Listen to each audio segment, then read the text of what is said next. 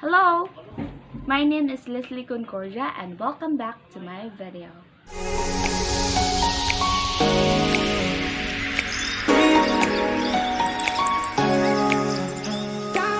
So viewers, in this video, I'm going to share my knowledge and understanding about this topic.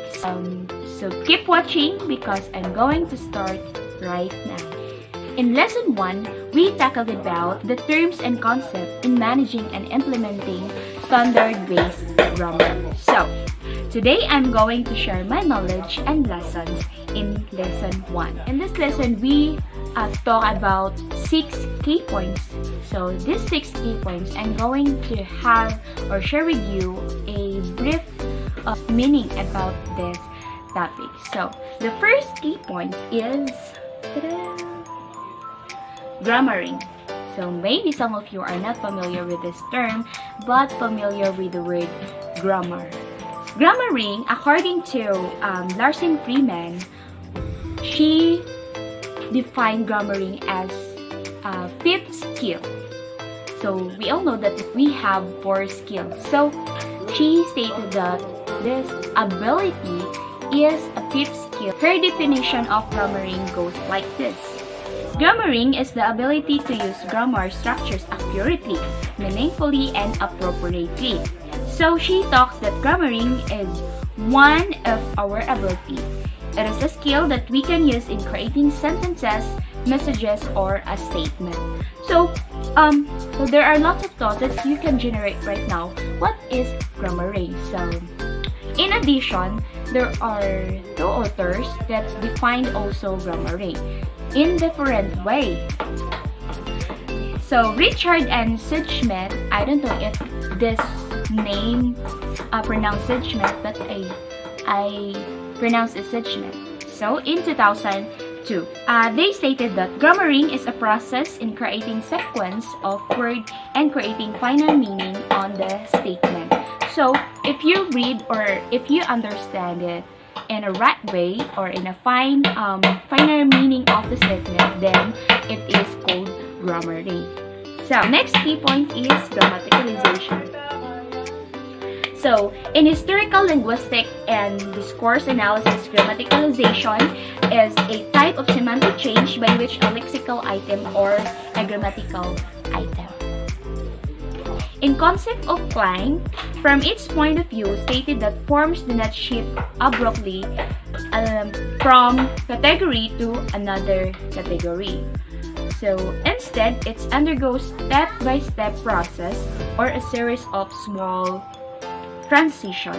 Number 3, error-connected feedback. So let's talk about how students guided with their teacher. So if the student committed errors, it means that they can correct themselves because the knowledge of the student is not that wide enough to understand every direction or instruction of the activity or the topic. So in that way, teacher can correct their students and also students can correct themselves. There are 2 causes or sources for the errors which most ESL students or EFL students make in various stages. Number 1 is interlingual transfer and the another one is intralingual transfer. So in interlingual transfer, it is an error which results from language transfer which is caused by the native language. So when we talk about native language, it is your first language that you are using in your everyday life. So next is intralingual transfer. So result from faulty or partial learning of the target language. In assessing student performance, it can help them to correct themselves, especially in teachers' feedback, negative or positive, as long as it can help students to improve their learning and knowledge.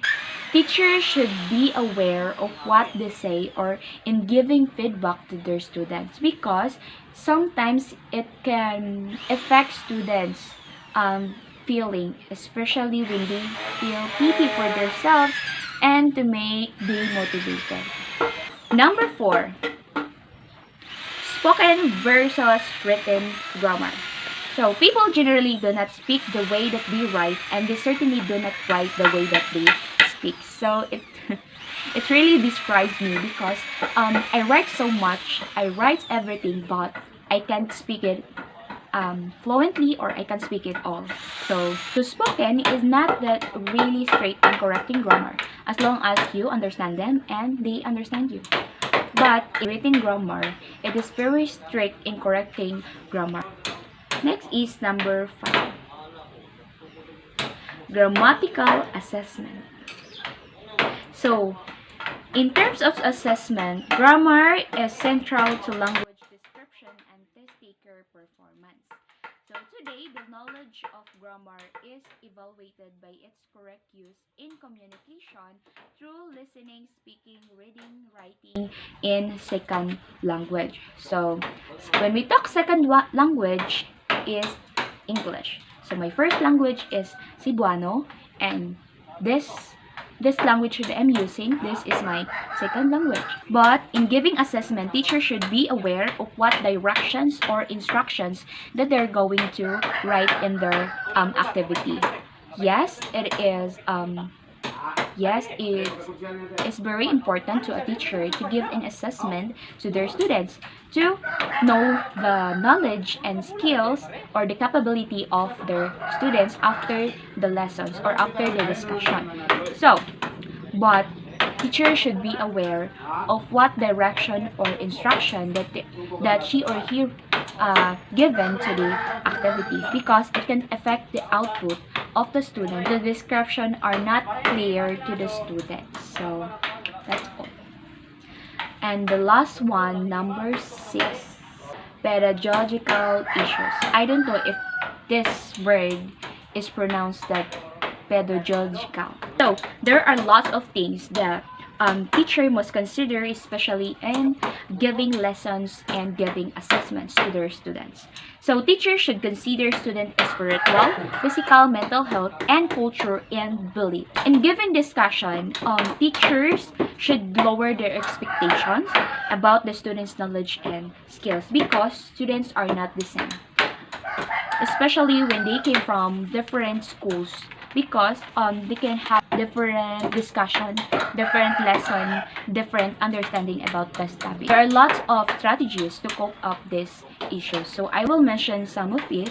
So teacher should identify the skills that he or she wanted to be learned by the student. So, and then provide clear guidance and a specific and clear instruction. So teachers also can research the background of her students, because it is very important that as a teacher you need also to know the personality or the background of your students, because in your discussion or in your lessons, maybe it can hurt them, or maybe it can trigger the anxiety. Students are having a family problem, and then you talk about so much about family problems, trials, and difficulties, and then the students will trigger her emotion. Teacher should be aware of what they talk, what they discuss, what they give lessons to their students. So that's all for today's video, and thank you for watching, and I hope that